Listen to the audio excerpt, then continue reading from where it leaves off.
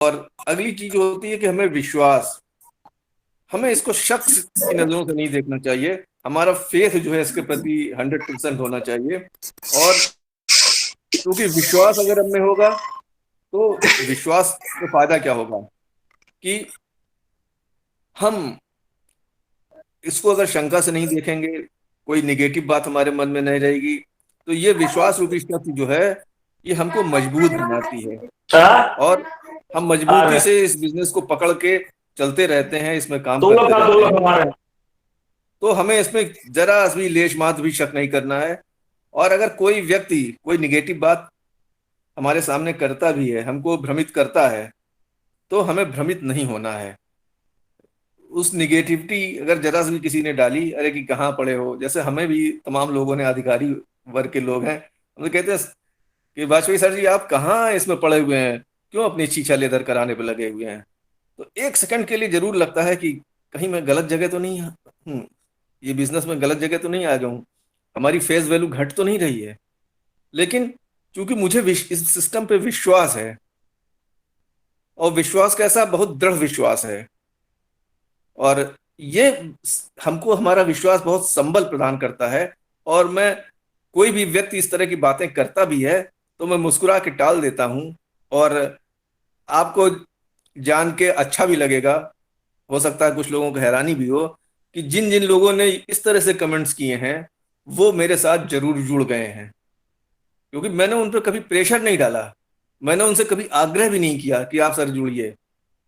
और लेकिन बस मैंने अपनी बात उनके सामने रखी कि ये सिस्टम क्या है, कैसे हमको अर्निंग कराता है, और कैसे, ये भी एग्जाम्पल मैंने रखा कि कैसे लोग इससे जुड़ करके अच्छी अच्छी अर्निंग ले रहे हैं, अपने जीवन की दिशा और दशा को बदलने में सक्षम हो रहे हैं। तो जब मैं उनको समझाने में, बताने में थोड़ा बहुत भी सफल हुआ, तो वो व्यक्ति जो कि बिल्कुल निगेटिव थे और इन सब चीजों में बिल्कुल नहीं पढ़ना चाहते थे, उसकी वजह भी है क्योंकि अच्छी पोस्ट होल्ड कर रहे हैं, पैसे की भी उनके पास कमी नहीं है, अच्छा मान सम्मान सब कुछ है उनको, तो इसलिए भी नहीं आना चाह रहे थे। लेकिन जब उन्होंने समझा और ये देखा कि मैं इतने विश्वास से ये बातें कह रहा हूं उनके सामने, तो वो भी इससे जुड़ गए।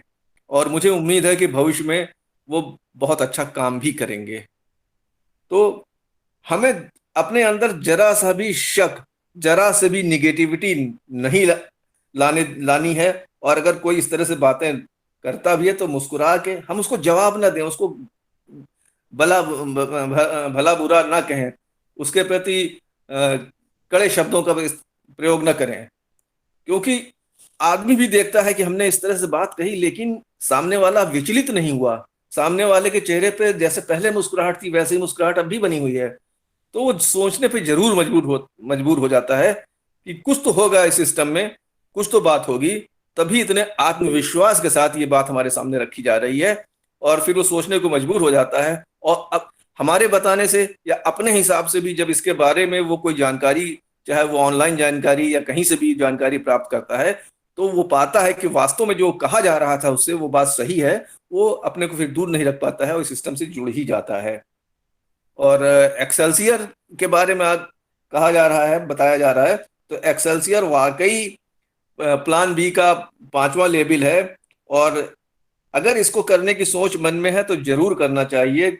अभी भी कहीं कुछ देरी नहीं हो, देरी कभी नहीं होगी, क्योंकि ये सतत बिजनेस है, ये लगातार चलने वाला बिजनेस है, और इसमें लोग लगातार आते रहेंगे, जुड़ते रहेंगे, करते रहेंगे। तो देरी शब्द का इस्तेमाल तो यहाँ करना ही नहीं है, क्योंकि कभी देरी इसमें होती ही नहीं है। मैं जुड़ा 2020 में नवंबर में, मैं ये सोचता कि 2 साल 3 साल 4 साल से लोग इसमें जुड़ के काम कर रहे हैं, अब मैं, मुझे देरी हो गई है तो मैं कैसे आ पाता।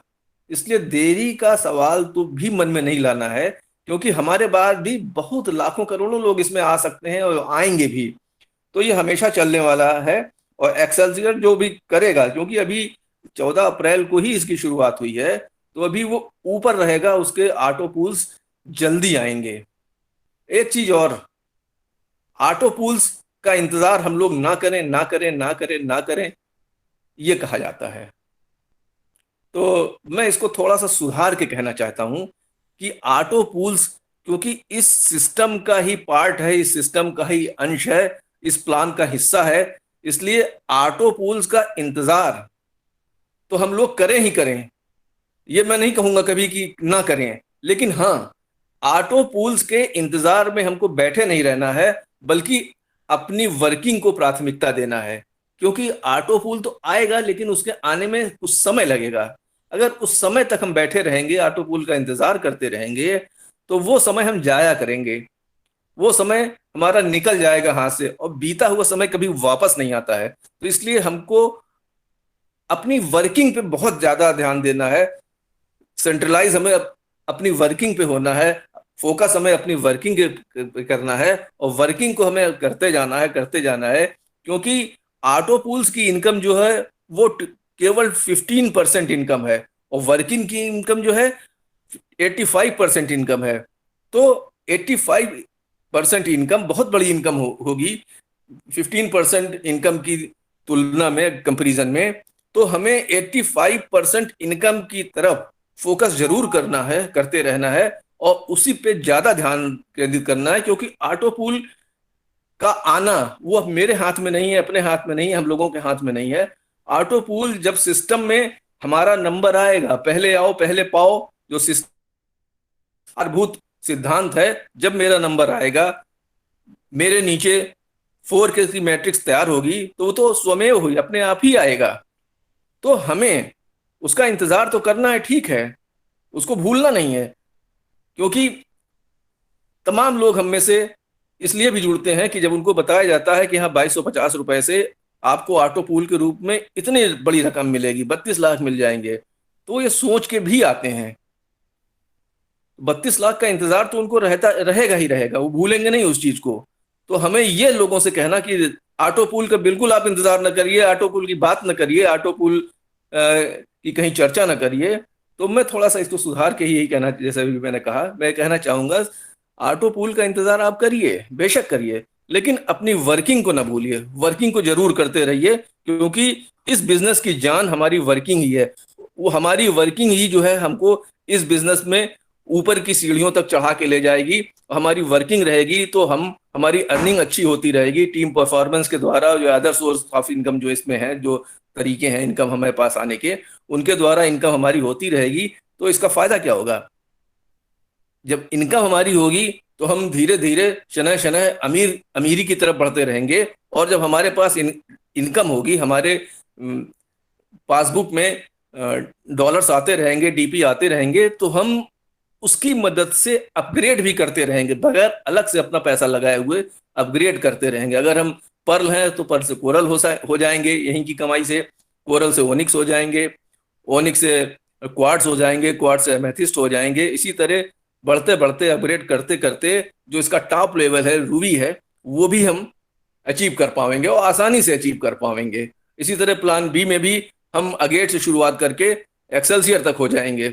एक्सेल्सियर के बाद भी अगर कोई आएगा तो भी यहीं से हम इनकम लेके आगे बढ़ जाएंगे। तो हमें अपनी वर्किंग पे जरूर फोकस करते रहना है। वर्किंग के मामले में हमें शिथिलता नहीं बरतनी है, वर्किंग करते ही जाना है, करते ही जाना है, करते ही जाना है। तो बहुत बहुत धन्यवाद सर जी कि आपने हमें समय दिया और पेशेंस के साथ हमको सुना। बहुत बहुत धन्यवाद सर जी। जी बहुत शानदार अशोक सर। कहीं ना कहीं